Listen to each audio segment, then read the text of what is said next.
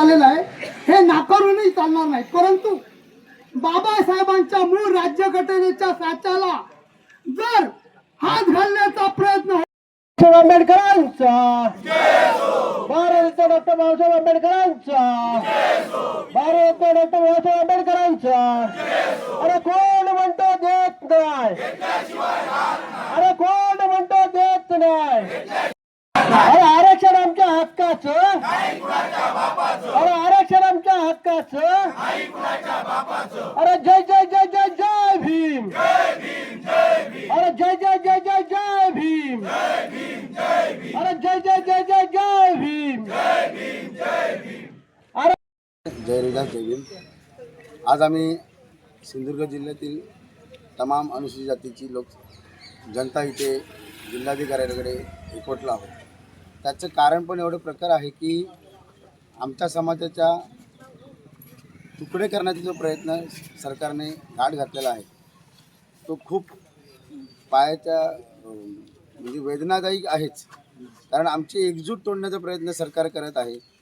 न्यायालयाने आदेश दिले की तुम्ही निर्णय घ्या, त्या निर्णयाचा गैरफायदा उठवण्याचा प्रयत्न सरकार करत आहे आणि त्याविरोधात आम्ही सर्व समाज बांधव एकत्र आलेलो आहोत। आमची मागणी एवढीच आहे की उपवर्गीकरण आम्हाला नकोच आहे। त्यानंतर तुम्ही जी समिती नेमली त्या समितीने काय अहवाल दिला, कुठल्या कुठल्या जिल्ह्यामध्ये त्यांनी दौरे केले, कुठल्या कुठल्या संघटनांनी त्यांनी भेट दिली, ह्याचा अहवाल आम्हाला पहिल्यांदा द्यावा।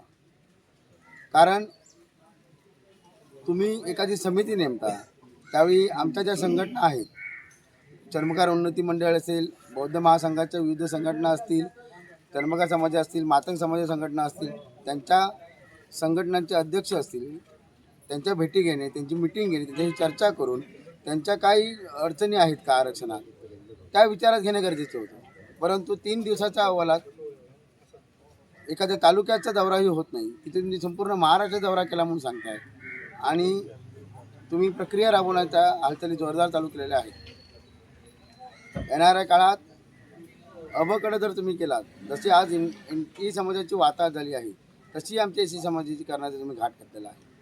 तुम्ही आम्हाला एकाकी वाढण्याचा प्रयत्न जो करताय तो पूर्णतः चुकीचा आहे। आमची सरकारकडे एवढीच विनंती आहे, आज आम्ही थोडे जमलेलो आहोत, ही तर सुरुवात आहे। नुसता हा पिक्चरच्या भाषेत सांगायचा हा ट्रेलर आहे। अजून पिक्चर जर तुम्हाला बघायचं असेल सिंधुदुर्ग जिल्ह्यातील तर तुम्ही मटका बोर्ड आंदोलन आमचं बघितलंच असेलच। 10,000 लोकसंख्येचा जमाव आम्ही तुमच्या मंत्रालयावर आणू शकतो, एवढी ताकद आमच्या सिंधुदुर्ग जिल्ह्यामध्ये आहे। आमचा कोकणी माणूस, मालवणी माणूस जास्त बोलत नाही, मायाळू म्हणून महाराष्ट्रामध्ये फेमस आहे। परंतु आम्ही ज्यावेळी उद्रेकावर उतरतो तेव्हा आम्ही कोणाची गाई करत नाही।